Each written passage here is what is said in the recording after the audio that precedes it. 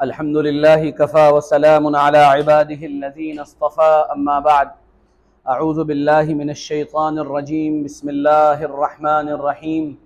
إنا نحن نزلنا الذكر وإنا له لحافظون. وقال تعالى: لا يأتيه الباطل من بين يديه ولا من خلفه تنزيل من حكيم حميد. صدق الله العظيم. وقال رسول الله صلى الله عليه وعلى آله وأصحابه وسلم: من قرأ القرآن فقد استدرج النبوة بين جنبيه غير أنه لا يوحى إليه. لا ينبغي لصاحب القرآن أن يجد مع من وجد ولا يجهل مع من جهل. اللهم صل على سيدنا مولانا محمد وعلى آل سيدنا مولانا محمد وبارك وسلم. اللهم صل على سيدنا مولانا محمد وعلى آل سيدنا مولانا محمد وبارك وسلم. يا رب صل وسلم دائما أبدا على حبيبك خير الخلق كلهم. جزا الله عنا محمدا صلى الله عليه وسلم بما هو أهله.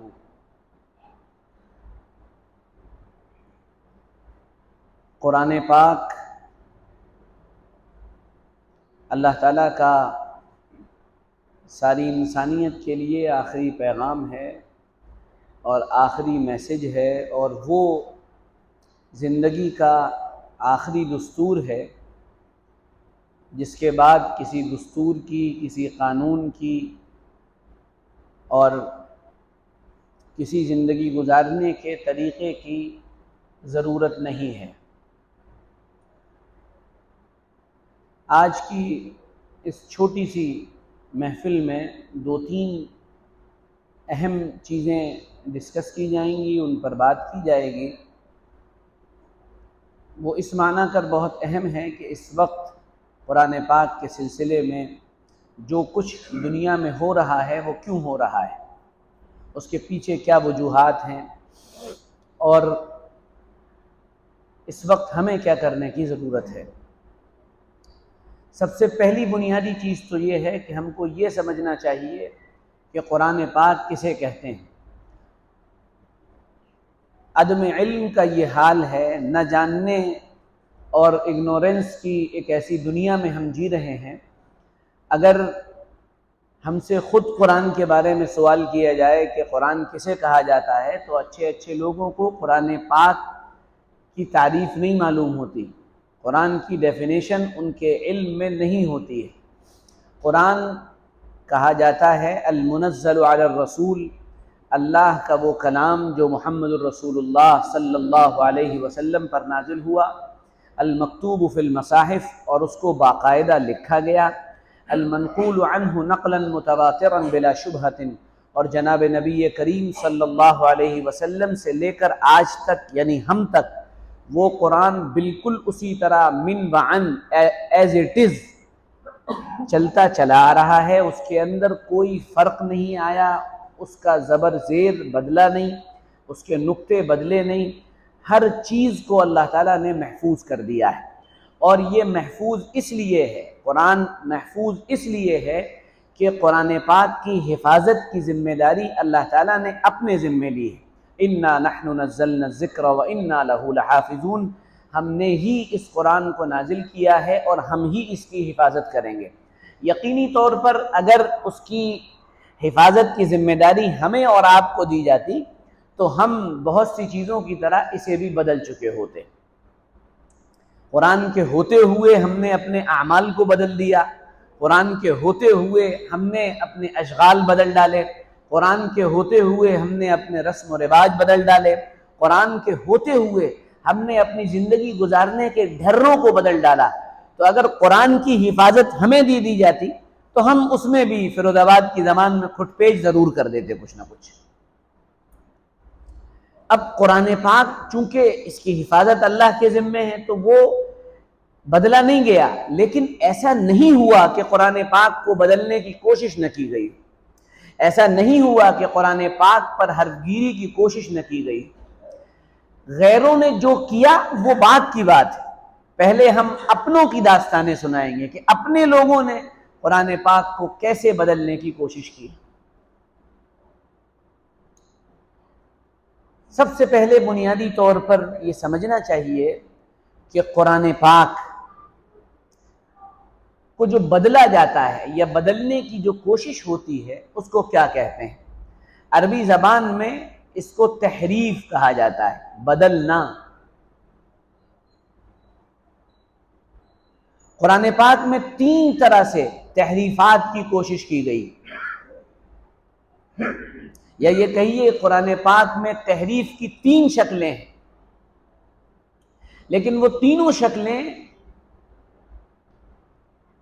اپنے اپنے دور میں جب بھی ہوئی ناکام ہوئی، اور وہ قیامت تک ہوتی رہیں گی۔ اس میں میرا اور آپ کا کوئی کمال نہیں ہے، وہ تو حفاظت کی ذمہ داری جس نے لی ہے وہ اپنے آپ حفاظت کر لے گا۔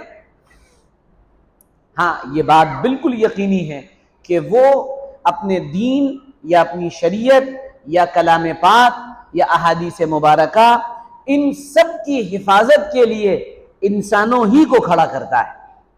وہ اپنے پسندیدہ بندوں کا انتخاب کرتا ہے، ان کو چن لیتا ہے اور پھر ان کو اس کام پر لگا دیتا ہے کہ تمہیں یہ کام کرنا ہے۔ چنانچہ وہ لوگ کھڑے ہوتے ہیں، یہ اللہ کے موفق بندے ہوتے ہیں، توفیق پائے ہوئے لوگ ہوتے ہیں جو اس کام میں تن من دھن سے جڑ جاتے ہیں، اور جن کا کام ہوتا ہے صبح سے شام تک قرآن پاک کی حفاظت، شریعت کی حفاظت، دین کی حفاظت، اور پھر اللہ ان کی ایسی حفاظت کرتا ہے اور اللہ ان کو ایسی زبردست گویا کہ اپنی سیکورٹی کے اندر رکھتا ہے، ایسا پروٹوکول ان کو ملتا ہے کہ سب کچھ ہونے کے بعد کوئی ان کا کچھ نہیں کر پاتا ہے۔ روس، جو آپ نے نام سنا ہوگا، آج کل تو سنتے ہی رہتے ہوں گے، جس کو رشیا کہا جاتا ہے، سب سے پہلے وہاں ایک بڑی زبردست کوشش ہوئی تھی قرآن پاک کو ختم کرنے کی، مٹانے کی۔ انہوں نے پورے ملک سے قرآن پاک کو اکٹھا کیا، کلیکٹ کیا، اور اس کو باقاعدہ پانی کے جہاز میں رکھا، اور اپنے لوگوں کو آرڈر کیا کہ اس کو سمندر برد کر دیا جائے، سمندر میں لے جا کر ڈال دیا جائے۔ وہ یہ سوچ رہے تھے کہ اگر ہم یہ کر دیں گے تو عام کتابوں کی طرح قرآن پاک بھی ختم ہو جائے گا۔ جب قرآن ہوگا نہیں تو اسے پڑھے گا کون؟ جب قرآن ہوگا نہیں تو اسے سمجھے گا کون؟ جب قرآن ہوگا نہیں تو پھر اس کا بول بالا کیسے ہوگا؟ جب قرآن ہوگا ہی نہیں تو پھر اس پر عمل کون کرے گا؟ وہ اس خام خیالی میں مبتلا تھے، انہوں نے یہ کام کیا۔ اللہ تعالیٰ نے وہاں قرآن پاک کی حفاظت کا یہ نظام بنایا اور یہ نظام چلایا کہ جن لوگوں کو قرآن پاک یاد تھا اور جن کے سینوں میں قرآن محفوظ تھا، انہوں نے قرآن پاک اپنی اگلی نسل میں اتارنے کے لیے ایک ترتیب بنائی، اور وہ یہ ترتیب یہ تھی کہ وہ کھیتوں میں کام کرتے تھے اور بچوں کے پاس جا جا کر ان کی تشکیل کرتے تھے کہ اپنے بچے کو ہمارے پاس بھیجو، ہم اس کو قرآن پاک یاد کرائیں گے۔ وہ بچے آتے تھے اور کھیتوں میں کام کرتے تھے، اور یہ لوگ ان کو باقاعدہ قرآن پاک یاد کراتے تھے۔ نتیجہ یہ ہوا، ایک بزرگ سے ایک بچے کی ملاقات مکہ مکرمہ میں ہوئی تو انہوں نے پوچھا تم کہاں سے آئے ہو؟ کہ میں روس سے آیا ہوں، آزاد ریاستیں ہیں، میں ادھر سے آیا ہوں۔ کہا اچھا، کہا تم نے قرآن پڑھا ہے؟ کہاں پڑھا ہے؟ تو ان کے پاس قرآن پاک تھا، قرآن پاک پیش کیا، کہا اسے پڑھ کر سناؤ۔ تو انہوں نے کہا نہیں، میں دیکھ کر نہیں پڑھ سکتا۔ کہا اچھا، کہا پھر تمہیں قرآن یاد ہے؟ کہاں پورا یاد ہے، شروع سے آخر تک پورا یاد ہے۔ کہا الف با تا پہچانتے ہو؟ کہا نہیں، وہ نہیں پہچانتا، لیکن قرآن پورا یاد ہے۔ فانوس بن کے جس کی حفاظت ہوا کرے، وہ شمع کیا بجھے جسے روشن خدا کرے۔ اس چیز کی حفاظت اللہ اپنے ذمہ لے لیں، پھر اس کے لیے پھر وہ کسی کو بھی کھڑا کر دیتے ہیں۔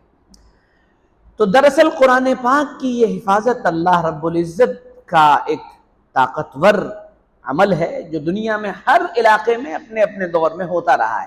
تو قرآن کو بدلنے کی جو کوششیں ہوئیں، ان میں پہلی کوشش یہ تھی کہ قرآن کے الفاظ کو بدل دیا جائے، تحریف کر دی جائے۔ اس کو تحریف لفظی کہا جاتا ہے۔ تحریف کے معنی اصل ہوتا ہے بدلنا، تو تحریف لفظی، الفاظ بدل دو۔ جب لفظ بدل جائے گا تو ظاہر سی بات ہے آدمی نازل کچھ ہوا ہے، یاد کچھ کر لے گا۔ اس کو تحریف لفظی کہا جاتا ہے۔ یہ یعنی قرآن پاک آسمانی کتابوں کا جہاں تذکرہ کرتا ہے، وہاں یہودیوں کے تذکرے میں ان کا ایک خاص کام یہ بتاتا ہے یحرفون الکلم عن مواضعہ، کہ وہ قرآن پاک کے، وہ اپنی آسمانی کتابوں کے الفاظ کو بدل دیتے تھے، یہاں کا یہاں اور یہاں کا یہاں، زبر زیر ایسے، نقطے آگے پیچھے، الفاظ آگے پیچھے کر دیتے۔ چنانچہ قرآن پاک میں ایک چھوٹا سا واقعہ ذکر کیا گیا ہے کہ ایک بنو اسرائیل کی یعنی جو قوم تھی، اس کو حکم یہ دیا گیا کہ تم فلانی جو بستی ہے وہاں پر اندر جاؤ، داخل ہو، اور وہاں جاؤ گے تو تم کو بہت کچھ ملے گا، لیکن یاد رکھنا جب تم وہاں جاؤ اندر، تو اندر داخل ہوتے ہوئے تمہیں ایک لفظ بولنا ہے، اور تمہیں یہ کہنا حطۃ حطۃ، اس کا مطلب یہ ہے کہ اللہ ہمارے گناہوں کو معاف کر دیجئے، اے اللہ ہمارے گناہوں کو معاف کر دیجئے۔ تو انہوں نے اس لفظ کو بدلا، اور بدل کر جب اندر داخل ہوئے تو کہنے لگے حنطۃ حنطۃ، ہمیں گیہوں چاہیے، گیہوں چاہیے۔ تو وہ حطہ کا لفظ ہا کے بعد نون انہوں نے بڑھا دیا۔ یہ یہودیوں کا خاص کام۔ چنانچہ اسلامی فرقوں میں جو فرقے یہودیت سے زیادہ قریب رہے ہیں، یا جو یہودیت سے زیادہ متاثر رہے ہیں، یا جو عقل پرستی کے زیادہ قریب رہے ہیں، یا جو زیادہ ریشنل رہے ہیں، ان کا مزاج رہا ہے قرآن پاک میں تحریف کرنا۔ ایک فرقہ گزرا ہے، بہت زمانے تک دنیا پر اس کی حکمرانی رہی، اسلام کے بڑے بڑے حکمراں اس سے متاثر رہے، اور گویا کہ حکومت پر ان کا ڈومینیشن تھا۔ یہ معتزلہ تھے، ان کو ریشنلسٹ کہا جاتا تھا، عقل پرست لوگ۔ ان کا ایک بڑا ایک عالم تھا، اس کا نام تھا ابو عبید۔ تو ہمارے بزرگوں میں ایک بزرگ جن کا نام عاصم الاحول تھا، وہ اس کے پاس پہنچے تو اس کو دیکھا کہ وہ قرآن پاک سے کوئی لفظ مٹا رہا ہے۔ تو پرانے زمانے میں تو چونکہ سیاہی سے لکھا ہوتا تھا تو اس کو مٹانا بھی بڑا آسان ہوتا تھا، اس میں کچھ لگایا ایسے کر کے کر دیا تو وہ مٹ جاتا تھا۔ تو یہ پہنچے، انہوں نے کہا ہے یہ کیا کر رہے ہو بھائی، اللہ تمہارے اوپر رحم فرمائے، یہ کیا کر رہے ہو؟ کہا کچھ نہیں، میں تھوڑا سا یہ لفظ صحیح نہیں لکھا ہے، میں اس کو مٹا کر دوبارہ لکھنا چاہتا ہوں۔ انہوں نے کہا اچھا یہ بتاؤ کہ جو لفظ تم مٹا چکے ہو یہ لفظ کیا تھا، اور تم اب اس کو کس طرح لکھو گے؟ تو جب انہوں نے سوال کیا تو اس سوال کا جواب اس کے پاس نہیں تھا،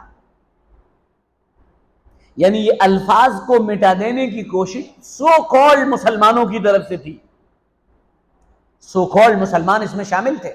یہ تحریف لفظی کہلاتی ہے، لفظ کو بدل دینا۔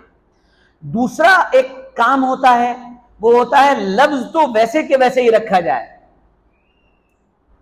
لفظ اسی طرح ہو ایز اٹ از، اس کے معنی بدل دیے جائیں، اس کی تفسیر بدل دی جائے، اس کو تحریف معنوی کہا جاتا ہے، کہ الفاظ وہی ہیں لیکن اٹھا کر اس کے معنی بدل دیے۔ ایسا سب سے زیادہ ہمارے دینی اعتبار سے سب سے زیادہ جس فرقے نے یہ کام کیا ہے وہ شیعوں کا فرقہ ہے۔ انہوں نے سب سے زیادہ تحریف معنوی کی ہے۔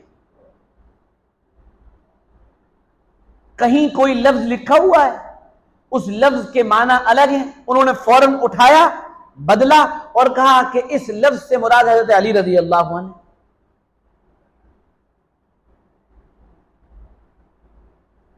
قرآن پاک میں ایک آیت ہے لن ابرح الارض حتى يأذن لي ابی او يحكم اللہ لی وهو خیر الحاکمین۔ یہ سورہ یوسف کے اندر غالباً یہ آیت ہے۔ یہاں واقعہ چل رہا ہے یوسف علیہ السلام کا، بات چل رہی ہے یوسف علیہ السلام کے بارے میں کہ میں ہرگز اس وقت تک ظاہر نہیں ہوں گا۔ یوسف علیہ السلام کے بھائی کا بات کا سلسلہ ہے کہ میں اس وقت تک نہیں آؤں گا جب تک مجھے بنیامین نہ مل جائے، یوسف نہ مل جائے، وغیرہ وغیرہ، یہ مضمون چلتا چلا آ رہا ہے۔ شیعوں نے کہا نہیں، یہاں مراد حضرت علی ہیں، وہ آسمانوں میں چھپے ہوئے ہیں، وہ یہ کہہ رہے ہیں کہ میں فلاں فلاں وقت پر دوبارہ ظاہر ہو جاؤں گا۔ یہ تحریف معنوی، اس کی بہت سی مثالیں دی جا سکتی، بہت سی مثالیں دی جا سکتی۔ تو یہ معنوی تحریف ہے، ایک لفظی تحریف، ایک معنوی تحریف۔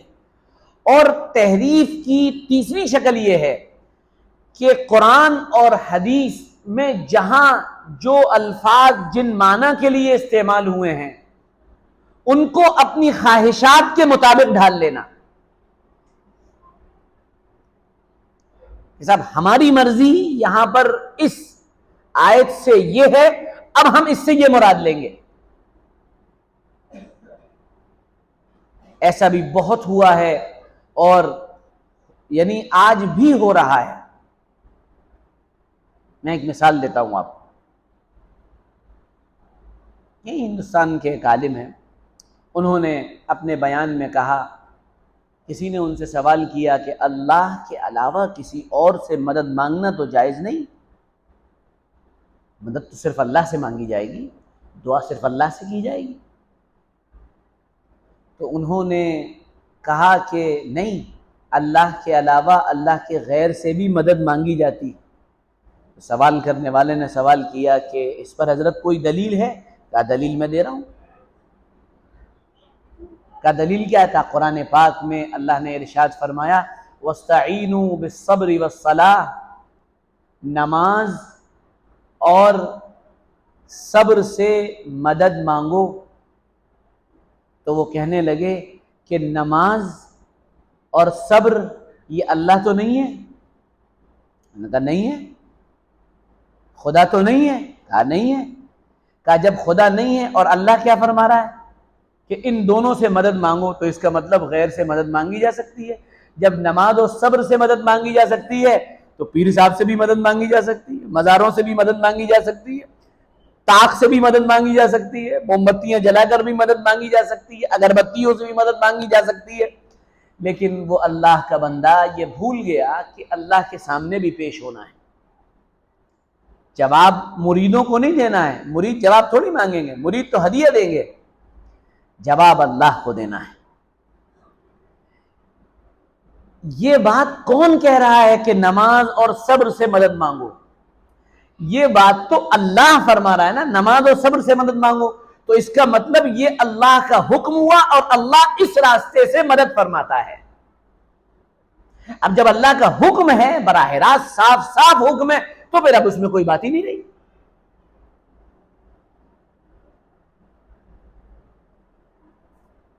کچھ لوگ آگے آئے، انہوں نے دوسری طرح سے تحریفیں کی. میں ایک مثال اور دے دے رہا ہوں. کچھ ایسے حضرات آئے، انہوں نے کہا کہ جب ہم لوگ دعا مانگتے ہیں، نارمل دعا مانگتے ہیں، تو وہ دعا مانگتے ہوئے ہم لوگ کہتے ہیں اللہ ہمارے اس دعا کو ہمارے فلاں بزرگ کے وسیلے میں قبول فرما، جناب نبی کریم صلی اللہ علیہ وسلم کے وسیلے سے قبول فرما. ہم لوگ دعا مانگتے ہیں. وہ آئے، ان کو یہ بات اپنے مزاج کے خلاف لگی، تو کہنے وسیلے کے ساتھ دعا مانگنا شرک ہے. ایسے لوگ ہیں، بہت سے لوگ ہوں گے، آپ کو ملتے بھی ہوں گے، آس پاس نظر بھی آتے ہوں گے. وسیلے کے ساتھ دعا مانگنا شرک. کیوں؟ ان کو یہ بات اپنے مزاج کے خلاف لگی. اکثر و بیشتر جب وہ آپ سے ملیں گے اور ذرا سی بات شروع ہوگی تو فوراً یہ سوال ضرور آئے گا، وسیلے کے ساتھ دعا مانگ سکتے ہیں؟ تو فوراً سوال کریں گے. ایک نوجوان نے میرے پاس آ کر کہا وسیلے کے ساتھ دعا مانگنا ضروری ہے؟ میں نے کہا ضروری نہیں ہے. کہا پھر کیا حکم ہے؟ میں نے کہا جائز ہے، مانگنا چاہو مانگ لو، نہ مانگنا چاہو مت مانگو. ہر طرح کا عمل کا وسیلہ بھی دیا جا سکتا ہے، کسی ذات کا وسیلہ بھی دیا جا سکتا ہے. ایک مرتبہ حضرت عمر رضی اللہ عنہ کے دور میں بارش نہیں ہو رہی تھی. حضرت عمر رضی اللہ عنہ حضرت عباس ابن المطلب جو حضور کے چچا ہیں ان کو لے کر باہر گئے میدان میں، اور جا کر کہا اے اللہ، ہم آپ کے چچا عباس ابن عبد المطلب، آپ کے نبی کے چچا عباس ابن عبد المطلب کے وسیلے سے دعا مانگ رہے ہیں. اے اللہ اپنے کرم سے، اپنے فضل سے ہماری دعا قبول فرما اور بارش نازل فرما. چنانچہ بارش ہونے لگی. یہ ذات کا وسیلہ ہے. بخاری شریف کے اندر موجود ہے، 3 لوگ غار میں بند ہو گئے تھے، آپ کو یاد ہوگا، بڑا لمبا چوڑا واقعہ ہے. ان تینوں نے اپنے اپنے عمل کا حوالہ دیا تھا کہ اللہ میں نے اپنے ماں کی ایسی خدمت کی تھی، یہ پتھر اٹھا دیجئے. ایک نے کہا اللہ میں نے فلاں عمل کیا تھا، پتھر اٹھا دیجئے. تیسرے نے کہا کہ میرے پاس بڑا اچھا موقع تھا اپنی خواہش کو پورا کرنے کا، میں نے نہیں کی، کہ اللہ اس کی برکت سے اٹھا دیا۔ تو بہت سے لوگ ایسے ہوتے ہیں جو قرآن پاک یا احادیث مبارکہ کے سلسلے میں اس طرح کی تعریفات کرتے ہیں، آدھی ادھوری بات بیان کرتے ہیں۔ بات پوری بیان کرنی چاہیے، بات صاف بیان کرنی چاہیے تاکہ کوئی گنجلک نہ رہے۔ ایک تحریف کا طریقہ اور بھی ہے، اور وہ یہ ہے کہ قرآن اور احادیث مبارکہ میں جو اللہ نے قانون بیان کیا ہے اس قانون کو گھما پھرا کر لوگوں کے سامنے پیش کیا جائے، یعنی بات اس میں کچھ ہو، اس کو تھوڑا سا ٹویسٹ کر دیا، گھما دیا، اور گھمانے کے بعد لوگوں کے سامنے رکھ دیا۔ ایسے بھی لوگ آپ کو بہت ملیں گے، بہت ایسے لوگ ملیں گے جو اس طرح کی حرکتیں کرتے ہوئے آپ کو پائے جائیں گے۔ یہ وہ لوگ ہوتے ہیں جو پڑھے لکھے ہوتے ہیں، جن کو آپ پڑھا لکھا کہتے ہیں، جن کو آپ یہ کہتے ہیں کہ یہ بڑے پڑھے لکھے بڑے سمجھدار لوگ ہیں۔ وہ آئیں گے تو کبھی آپ سے بات کریں گے کہ صاحب حجاب، یہ حجاب قرآن میں کہاں آیا ہے؟ کہیں گے حجاب یعنی پردہ، یہ قرآن میں کہاں آیا ہے؟ اچھا بھائی قرآن میں نہیں آیا تو وَيُدْنِينَ عَلَيْهِنَّ مِن جَلَابِيبِهِنَّ کے معنی کیا ہے؟ اس کا مطلب کیا ہے کہ اپنی اوڑھنیوں کو اپنے چہرے پر لٹکا لو۔ اور حجاب کے اس سے زیادہ اور کون سے معنی ہوں گے کہ یہ کہا جائے کہ اے نبی کی عورتوں یعنی ازواج مطہرات سے کہا جائے کہ تمہارے دروازے پر اگر کوئی غیر مرد آ کر پکارے تو تم جو جواب دو وہ لچیلی آواز میں جواب مت دینا، میٹھی اور سریلی آواز میں جواب مت دینا، بلکہ آواز ذرا سخت کر کے بولنا۔ کیوں؟ اگر تم ذرا سریلی آواز میں، اچھی آواز میں بن ٹھن کر بولو گی فَيَطْمَعَ الَّذِي فِي قَلْبِهِ مَرَضٌ، تو وہ آدمی جس کے دل کے اندر گندگی ہے وہ تمہاری طرف متوجہ ہو جائے گا، وہ کہے گا اچھا آواز تو بڑی زبردست ہے۔ ہمارا تو معاملہ ہی الٹا ہے، گھر میں بھائی پکارے، باپ پکارے، بیٹا پکارے تو ہمارے گھر کی مائیں بہنیں برے سے برے لہجے میں جواب دیتی ہیں، ہاں کیا ہے، کیوں چلا رہا ہے؟ اور باہر کوئی پکارے تو سارا کا سارا شہد گھل کر منہ میں آ جاتا ہے، لگتا ہے اس سے اچھی آواز اور بات کسی کی ہے ہی نہیں۔ یہ غلط ہے۔ کچھ لوگ آپ کو ملیں گے وہ ایک سے زائد شادیوں پر اعتراض کرتے ہوئے ملیں گے کہ نہیں صاحب یہ قرآنی احکامات ہیں، یہ بدل نہیں سکتے۔ پوری دنیا ایک طرف آ کر کھڑی ہو جائے، یہ بدل نہیں سکتے۔ آپ اکثر اب ہمارے نوجوان ہم کاہے کا شکوہ کریں اور کس پر روئیں، وہ پارلیمنٹ کے اندر کسی کو کھڑے ہوئے دیکھتا ہے، وہ بول رہا ہوتا ہے یا بول رہی ہوتی ہے کہ صاحب ہمارے یہاں بھی بہت سے قوانین تھے، ہمارے یہاں بھی بہت سی پرتھائیں تھیں، ہم نے اس کو بدل لیا اور نئی چیزوں کو ہم نے اڈاپٹ کر لیا اور اپنے اندر لے لیا۔ ضرورت اس بات کی ہے کہ اسلام کے اندر بھی ذرا اصلاحات ہوں اور ریفارمیشن ہو اور نئی نئی چیزیں جاری ہوں تاکہ یہ جو پرانی چیزیں چلتی چلی آ رہی ہیں اس کا سدباب ہو سکے، اس کو روکا جا سکے۔ پرانی بات ہے، اسلام بہت پرانی بات ہے۔ ان عقل مندوں سے میں ایک سوال کرنا یہ چاہتا ہوں، کبھی ان میں سے کوئی عقل مند آپ کو ایسا ملا جو صبح سورج کے سامنے منہ کھڑے ہو کر کھڑا ہو، وہ سورج نمسکار تو کرتا ہے لیکن کبھی یہ نہیں کہتا سورج بہت پرانا ہو چکا ہے، کافی پرانا، بہت ٹائم ہو گیا سورج کو، ذرا اسے بدلنا چاہیے، ذرا اسے ہٹانا چاہیے۔ کبھی ایسا نہیں ہوا کہ یہ چاند کے سامنے کھڑا ہو رات میں اور کہے چاند ذرا بڑا پرانا ہو گیا ہے، بہت اولڈسٹ سسٹم ہے، اس سورج سسٹم کو بدل لینا چاہیے، نیا سسٹم ایک آنا چاہیے۔ کوئی ایسا آپ کو دیوانہ نہیں ملا جو زمین پر کھڑا ہو اور زمین پر کھڑا ہو کر یہ کہنے لگے زمین بڑی پرانی ہو چکی ہے بھائی، اب ذرا نئی زمین لاؤ، اچھی زمین لاؤ، کیونکہ یہ زمین بہت پرانی ہو چکی ہے، ہمیں نئی زمین چاہیے۔ کوئی ملا آپ کو ایسا؟ نہیں ملا۔ جس اللہ نے اس پوری کائنات کو ڈیزائن کیا ہے اسی اللہ نے دین و شریعت کو ڈیزائن کیا ہے۔ جس طرح اللہ یہ کہتا ہے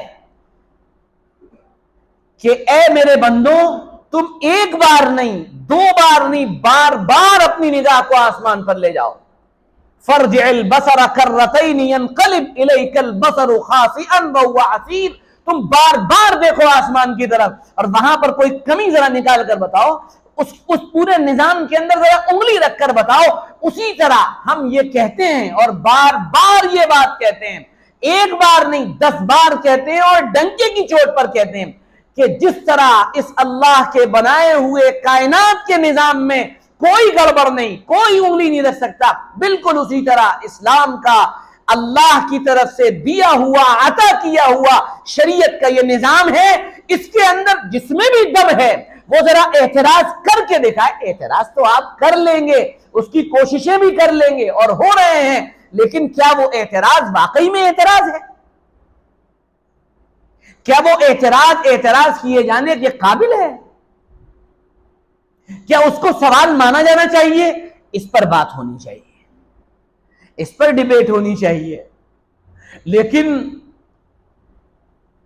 دشمن بڑا شاطر ہے, بڑا ہوشیار ہے, بہت تیز ہے, اور 2024 قریب ہے.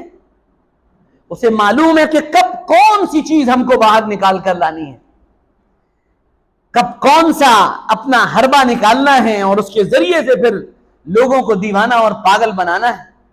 اور ہم بھی تیار رہتے ہیں ماشاءاللہ, ہر وقت ہماری قوم, پورا مسلمانوں کا طبقہ یہ ہر وقت تیار رہتا ہے.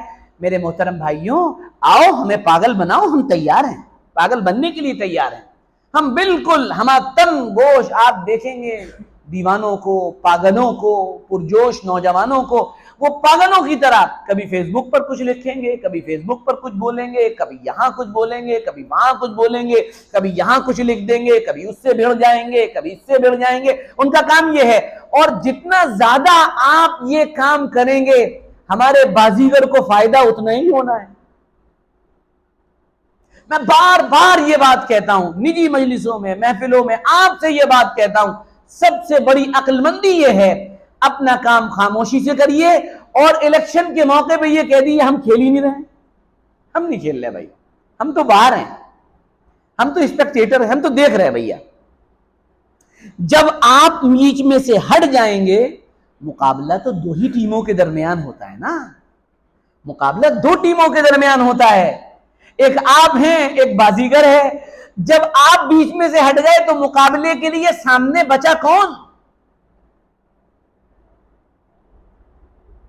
پھر مقابلہ آپس میں ہوگا. پھر آپس میں آپ نے بندروں کو دیکھا نا, بندروں کی اگر لڑائی دیکھنی ہو, چھوٹے چھوٹے ڈنڈے لے لیجئے 30-40, جہاں بندر بہت ہوتے ہوں, اور گڑ کی بڑی بڑی بھیلیاں لے لیجئے, اور جا کر وہ گڑ اور وہ ڈنڈے آپ ڈال دیے, پھر دیکھیے تماشا آپ, اور دور سے دیکھتے رہیے. ہم کھیل ہی نہیں رہے, ہم تو دیکھ رہے ہیں. جب آپ یہ کام کر لیں گے نا, آپ دیکھیے چیزیں آپ کے حق میں ہونے لگیں گی. لیکن یہ کام ہونے نہیں دیا جائے گا, یہ کام ہونے نہیں دیا جائے گا. کچھ لوگوں کو اسی چیز پر لگایا جائے گا کہ باقاعدہ مسلمانوں کو زیادہ سے زیادہ اس بات کا نقصان بتایا جائے. ایک صاحب کے پاس میں گیا, کہنے لگے مولانا تمہیں معلوم ہے کیا مصیبت آنے والی. میں نے کہا کیا ہوا؟ کہنے لگا اب ہم جب مریں گے تو جلایا جائے گا. میں نے کہا اچھا. میں نے کہا وہ مقدر میں ہوگا تو جلا لیا جائے گا, مرنے کے بعد کیا ہے؟ کہنے تمہیں معلوم نہیں ہے اب جلا دیا جائے گا, یہ ہوگا. میں نے کہا اچھا. میں آپ کو بالکل بصیرت کے ساتھ بتا رہا ہوں, اگر مسلمانوں میں اعتماد اور اتحاد پیدا ہو جائے تو اس قانون کا نقصان مسلمانوں کو اتنا ہی پڑنا ہے جتنا پورے کے پورے انسان کے وجود میں صرف ایک یہ پورا اتنا, اور باقی دوسری قوموں کو جو نقصان پہنچنے والا ہے اس کا اندازہ بھی آپ نہیں کر سکتے ہیں. ریزرویشن تمہارا جا رہا ہے, ریزرویشن آپ کا, ہمیں تو ملے ہی نہیں تھا. عبدل پہلے بھی پنچر بناتا تھا, عبدل تو بعد میں بھی پنچر بنائے گا. پنچر بنا کر عبدل نے پہلے بھی بریانی کھائی اور پائے کھائے, عبدل پھر بھی انشاءاللہ بریانی اور پائے کھاتا ہی رہے گا انشاءاللہ. مقدر کی بات ہے, کسی کے مقدر میں سبزی آئی ہے, کسی کے مقدر میں پایا ہے, یہ تو نظام ہے اللہ کا, اب یہ تو چل رہا ہے. اس قوم پہ کیا اثر پڑے گا؟ کوئی اثر نہیں. جسے اللہ کے حکموں کی پرواہ نہیں, وہ دنیا کے دنیا کے احکامات سے کیا ڈرے گا؟ یہ بتاؤ مجھے. جو اللہ کو اپنا خالق، مالک، رازق، دینے والا، بنانے والا، بگاڑنے والا سب کچھ مانتا ہے، وہ اللہ کے حکم پر فجر میں مسجد میں نہیں آ رہا ہے.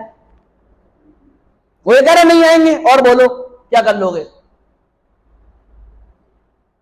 وہ اللہ کے حکم پر شادی اور بیاہ کے بیکار کے فضول کے خرچے نہیں چھوڑ رہا ہے. وہ مسجد سے نکل کر، بعض تو ایسے بھی ہیں مسجد سے نکل کر باہر جا کے سٹا لگا رہے ہیں. وہ اللہ کے حکم سے نہیں ڈر رہا ہے تو کسی کے حکم سے کیا ڈرے گا بھائی؟ کوئی ڈر نہیں. یہ ایک افواہ، ایک ریومر ہے تو چلائی جاتی ہے، یہ ہو رہا ہے، یہ ہو رہا ہے. ہاں، جن کا نقصان ہونا ہے ان سے جا کے ملیے. ریزرویشن کس کا جائے گا؟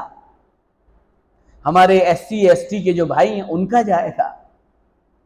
بڑی بڑی جو ٹرائبل جو آبادیاں ہیں جن کی زمینیں بنا پرمیشن کے خریدی نہیں جا سکتی اور جن کے نیچے بڑے بڑے خزانے اللہ نے چھپا کر رکھے ہیں، وہ جو خزانے ہیں، زمین تو ان کی لیکن کوئی خرید نہیں سکتا، ڈی ایم پرمیشن نہیں دیتا.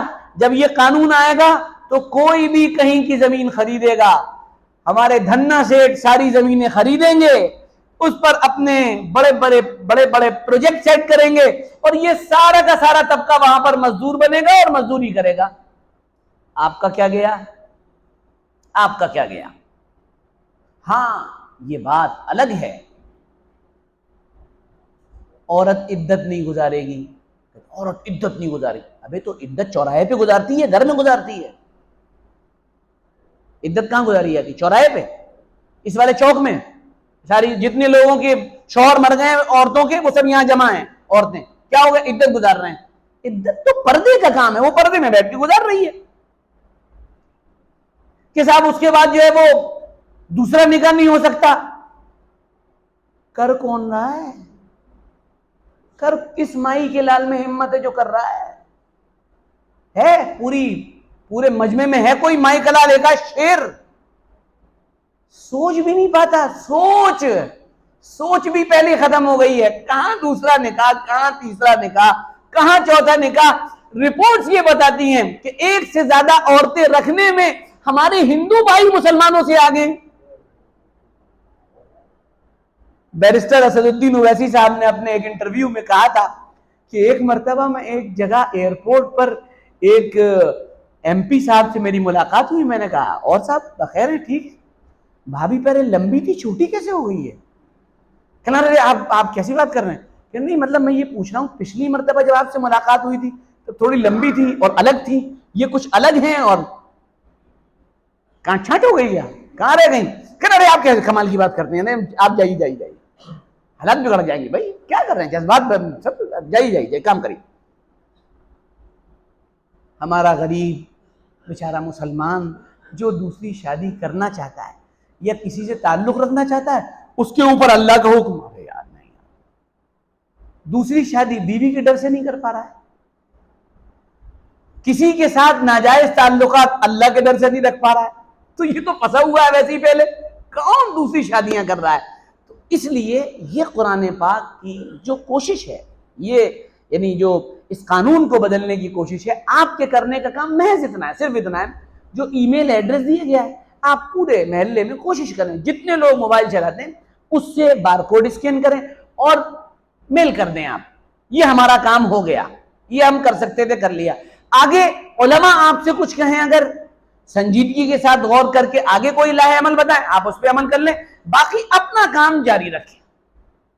اب آخری بات، دنیا میں 5ویں نمبر پر قرآن پاک کے سلسلے میں جو کوشش ہوتی ہے وہ یہ ہوتی ہے کہ لاؤ ایسا کرو، جلا دو، ختم ہی کر دو. یہ کوششیں بھی ہوتی ہیں. ابھی آپ نے دیکھا ہوگا سویڈن کے اندر یہ کوشش ہوئی اور پوری طاقت و قوت سے ہوئی. عراق کے رہنے والے ایک عیسائی نے یہ کوشش کی اور اس نے قرآن پاک کو باقاعدہ جلایا اور پھر اس کے بعد یعنی باقاعدہ یہ کوششیں ہوئیں اور باقاعدہ قرآن پاک کی بے حرمتی ہوئی. سوال یہ پیدا ہوتا ہے کہ قرآن پاک سے یہ حسد اور یہ جلن اور یہ کینہ کیوں ہے؟ اس کی بہت بڑی بنیادی وجہ اور بہت چھوٹی سی وجہ میں بتا دے رہا ہوں. ہم اپنا کام نہیں کر رہے ہیں، یہ بات ماننی پڑے گی. جو ہمارا کام تھا دعوت دین کا وہ ہم نہیں کر رہے ہیں. لیکن اللہ کا جو قانون ہے اور اسلام کی جو کشش ہے اور اللہ نے جو ایک اٹریکشن رکھا ہے دین کے اندر، شریعت کے اندر، قرآن پاک کے اندر، وہ اس کے اندر اتنی میگنیٹک پاور ہے کہ وہ آدمی اپنے آپ کھنچتا چلا آ رہا ہے۔ اور آپ روزانہ کے حساب سے دیکھیں، دنیا کے اندر دیکھیں، اگر آپ دنیا کے حالات پر نگاہ رکھتے ہیں تو وہاں دیکھیں، یورپ کے اندر، دیگر ممالک کے اندر روزانہ کے حساب سے وہاں کے مشہور لوگ ایمان قبول کر رہے ہیں، اسلام قبول کر رہے ہیں، وہاں کی سیلیبریٹیز اسلام قبول کر رہی ہیں، وہاں کے اچھے سمجھدار پڑھے لکھے لوگ ایمان قبول کر رہے ہیں، انٹلیکچوئل اور دانشور اسلام قبول کر رہے ہیں۔ اب سمجھ میں یہ نہیں آ رہا کہ وہ کیوں ایمان قبول کر رہے ہیں۔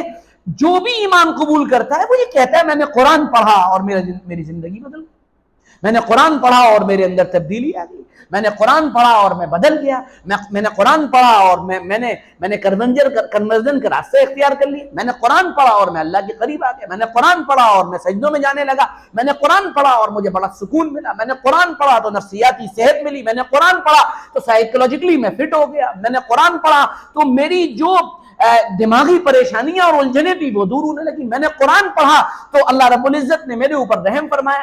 یہ وہ کہتے ہوئے نظر آ رہے ہیں۔